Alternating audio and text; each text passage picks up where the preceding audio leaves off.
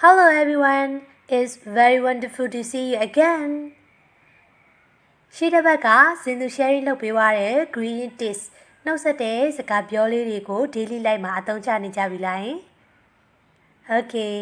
ဒီနေ့မှာတော့စင်သူက go shopping ပေါ့နော် go shopping နဲ့ပတ်သက်တဲ့အင်္ဂလိပ်စကားပြောလေးတချို့ကို sharing လုပ်ပေးသွားမှာဖြစ်တဲ့အတွက်ကြောင့်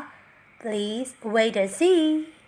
ပထမဆုံးအနေနဲ့ဒီပစ္စည်းလေးကဘယ်လောက်လဲဆိုရင်How much is it? How much is it? Okay.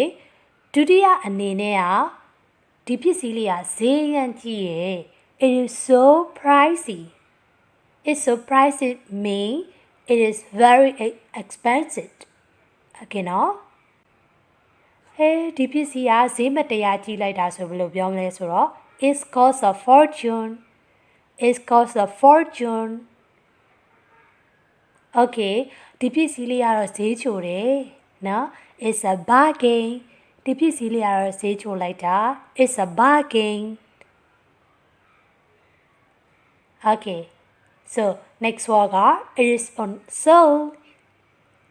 It is on sale. It is on sale ဆိုတဲ့ meanings ကကြတော့သူကဒီပစ္စည်းလေးက discount ရှိတယ်လို့ပြောချင်တာ Okay နော်စင်သူတို့ဒီပေါ့နော် shopping mall တွေမှာဈေးဝယ်ထွက်တဲ့အခါ go shopping သွားတဲ့အခါမှာဆိုလို့ရှိရင်ဒီအင်ကြီးလေးတွေပေါ်မှာပေါ့နော် on sale ဆိုပြီးတော့ဒီစိုင်းမုတ်သေးလေးပေါ့တချို့တွေကကတ်ထားတတ်တယ်အဲ့ဒါကြောင့်သူက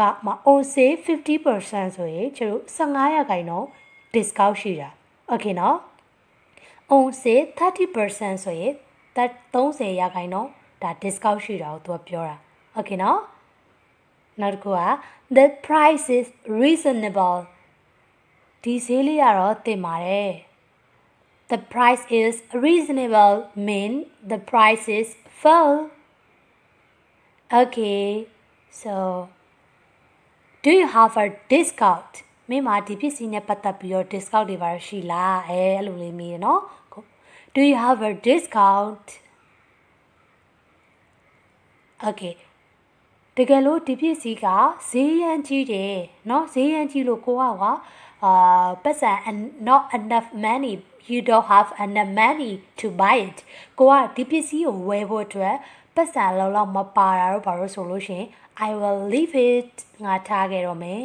မယူတော့ပါဘူး I will leave it ကိုကအဲ့လိုမဟုတ်ဘူးဒီပစ္စည်းလေးကလည်းဈေးချိုတယ်เนาะကိုကလည်းကြိုက်နေပြီเนาะOkay, so I will take it. You are a man. I will take it. Nga you are a man, no? Okay, so the last one in it. Can I try this on? Nga tali wo sandwich lo yamla. Di can I try this on? Sorry, atong li ga. Ain yo le sandwich lo yamla me de lo.ဖက်နဲ့တွေပါတယ်ဆိုလို့ရှိရင်လည်းကိုကစမ်းပြီးတော့စီးကြည့်လို့ရမလားဆိုတဲ့အသုံးလေးနဲ့သုံးတယ်နော် Okay ဒီနေ့စင်သူ sharing လုပ်ပေးသွားတာကြတော့ go shopping နဲ့ပတ်သက်တဲ့အင်္ဂလိပ်စကားပြောတချို့ကို English learner တွေအတွက် sharing လုပ်ပေးတာဖြစ်ပါတယ်နော် Okay နောက်ဗီဒီယိုတွေမှာလည်းအခုလိုမျိုးအင်္ဂလိပ်စာနဲ့ပတ်သက်တဲ့အကျိုးရှိတဲ့စကားပြောလေးတွေvocabularies ကိုဝေမျှပေးတော့မှာဖြစ်တဲ့အတွက်ကြောင့်မို့လို့စင်သူရဲ့ channel လေးကို subscribe like share follow လုပ်ပေးထားပါအောင်เนาะ Okay so talk to you later bye bye